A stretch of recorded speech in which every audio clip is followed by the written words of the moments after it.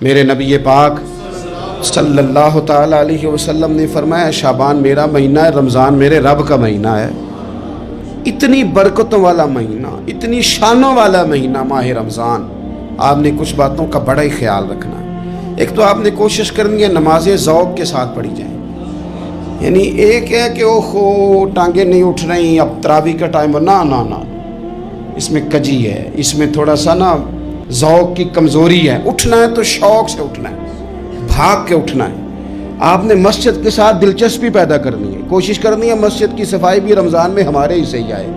اپنے علاقوں کی مساجد کی صفائی، نماز شوق سے پڑھنی ہے، شوق سے۔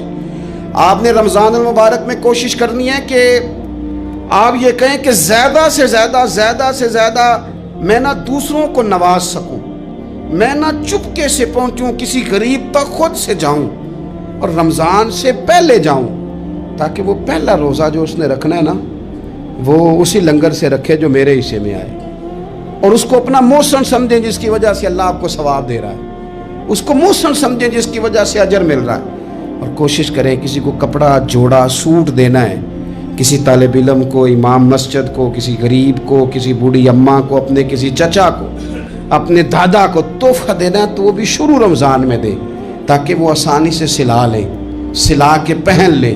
رمضان میں ہم نے قرآن پاک سے پیار کرنا ہے، قرآن پاک سے پیار کرنا ہے، صبح بھی تلاوت، دوپہر بھی تلاوت، بچوں کو ذوق دلانا ہے، شوق دلانا ہے۔ ہم نے قرآن مجید رمضان شریف میں تراویح میں ذوق سے سننا ہے، کھڑے ہونا ہے۔ پھر رمضان المبارک کے اندر احساس ہم نے بہت زیادہ پیدا کرنا ہے۔ ہم نے دیکھنا ہے کہ میں کس جگہ میری ضرورت ہے، میں کس طرح کر کے کام آ سکتا ہوں، وہاں اپنی خدمات کو پیش کرنا ہے۔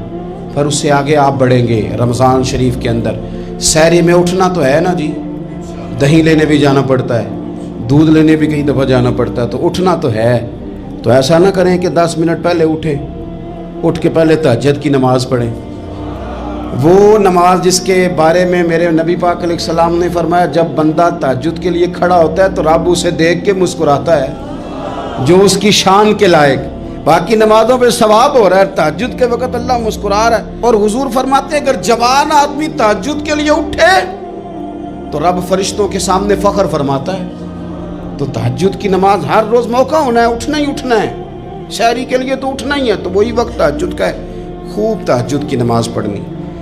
ایک چیز آپ نے پورا رمضان استعمال نہیں کرنی، وہ غصہ ہے۔ سارے روزے یعنی بالکل عین افطاری کے وقت بھی کوئی بندہ غلط بات، برداشت کون سی بات کرنی ہوتی ہے، صحیح کہ غلط؟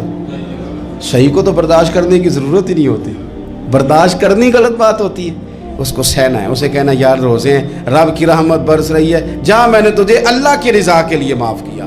اور ذہن میں حدیث رکھنی ہے کہ حضور نے فرمایا تو رب کے بندوں کو معاف کر، اللہ تجھے معاف فرمائے گا۔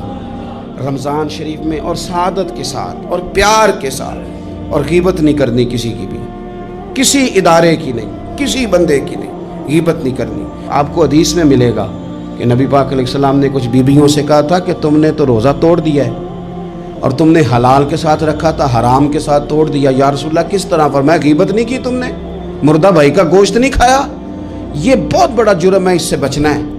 موبائل کم استعمال کرنا ہے، اور مہربانی کریں کم خبریں دیکھیں، جو خبریں عورتیں پڑھتی ہیں ان خبروں سے بھی پرہیز کریں۔ کوئی ہم نے بڑا سال 11 مہینے سیاسی تبصرے کر لیے، کیا انقلاب آیا پھر ملک میں؟ تو رمضان کا مہینہ سیاسی تبصرے رہنے دیں، زیادہ وقت مسجد میں گزاریں، زیادہ وقت اللہ کے گھر میں گزاریں، زیادہ ٹائم آپ تلاوت قرآن پاک میں، استغفار میں، درود شریف میں گزاریں، ایک دوسرے کے ساتھ پیار کریں، ایک دوسرے کے کام آئیں۔ اے خالق کائنات، آئندہ جمعہ رمضان میں آنے والا ہے، اللہ امت کی خیر فرمانا، کشمیر کے مظلوموں کی خیر کرنا، برما کے مجبوروں کی خیر کرنا۔